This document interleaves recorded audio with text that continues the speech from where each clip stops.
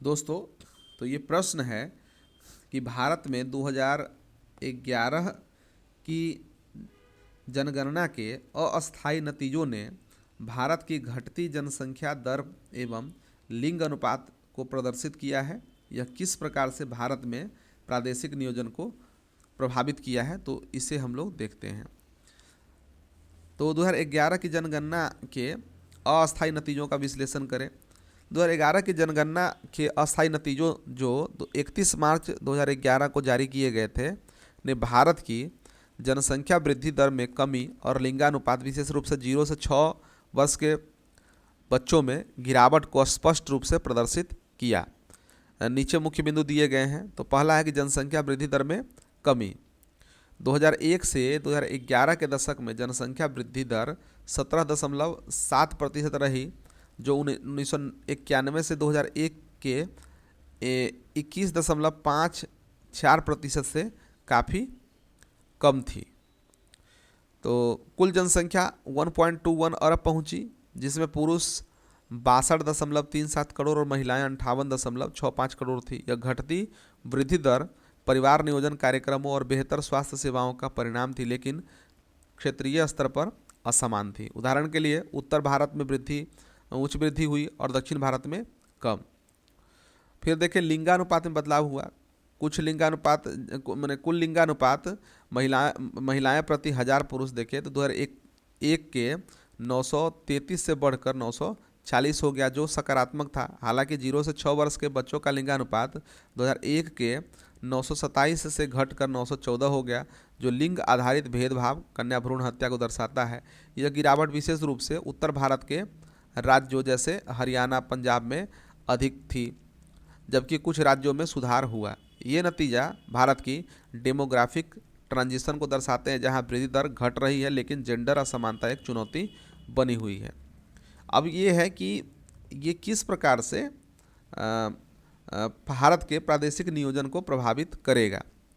तो देखिए, ये नतीजे भारत में प्रादेशिक नियोजन यानी कि रीजनल प्लानिंग को कई तरीके से प्रभावित करते हैं, क्योंकि नियोजन क्षेत्रीय असमानताओं, संसाधन वितरण, शहरी ग्रामीण संतुलन और सतत विकास पर आधारित होता है। घटती जनसंख्या वृद्धि संसाधनों पर दबाव कम डालती है, लेकिन गिरती लिंगानुपात सामाजिक आर्थिक असंतुलन पैदा करती है। नीचे बिंदुवार प्रभाव दिए गए हैं, तो इसे हम लोग देखते हैं। सबसे पहला दिया है कि संसाधन वितरण और बुनियादी ढांचों की योजना। तो घटती जनसंख्या वृद्धि से क्षेत्रीय स्तर पर संसाधनों जैसे कि जल, ऊर्जा, आवास पर कम दबाव पड़ता है, जिससे नियोजन अधिक कुशल हो सकता है। उदाहरण के लिए उच्च वृद्धि वाले क्षेत्रों जैसे बिहार, उत्तर प्रदेश में स्वास्थ्य और शिक्षा सुविधाओं का विस्तार जरूरी रहता है, जबकि कम वृद्धि वाले दक्षिणी राज्यों जैसे कि तमिलनाडु में एजिंग पॉपुलेशन की तैयारी चल रही है। ये पेंशन, स्वास्थ्य देखभाल पर फोकस है। इससे राष्ट्रीय स्तर पर क्षेत्रीय असमानताओं को कम करने के लिए नीतियाँ जैसे नीति आयोग की योजनाएं प्रभावित होती है। दूसरा देखें तो शहरीकरण और प्रवासन में नियोजन में इसे सुविधा होती है। वृद्धि दर की कमी से शहरी क्षेत्रों में अनियोजित विस्तार कम होता है, लेकिन क्षेत्रीय प्रवासन यानी कि ग्रामीण से शहरी बढ़ सकता है। इससे स्मार्ट सिटी और क्षेत्रीय विकास योजनाएं जैसे अमृत और PMAY, ठीक है, तो ये प्रभावित होते हैं, जहां कम जनसंख्या दबाव से बेहतर भूमि उपयोग और परिवहन योजना संभव है। हालांकि गिरती लिंगानुपात से महिलाओं का प्रवासन प्रभावित होता है, जिससे शहरों में जेंडर सुरक्षित इंफ्रास्ट्रक्चर की ज़रूरत बढ़ती है। तीसरा देखें तो जेंडर आधारित नीतियाँ, सामाजिक विकास।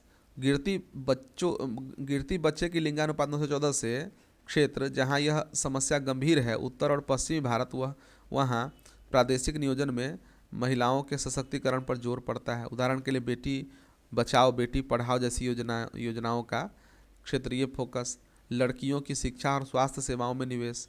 इससे सामाजिक असंतुलन जैसे कि विवाह असमानता बढ़ सकता है, जिसमें नियोजन में जेंडर सेंसिटिव बजटिंग आवश्यक हो जाती है।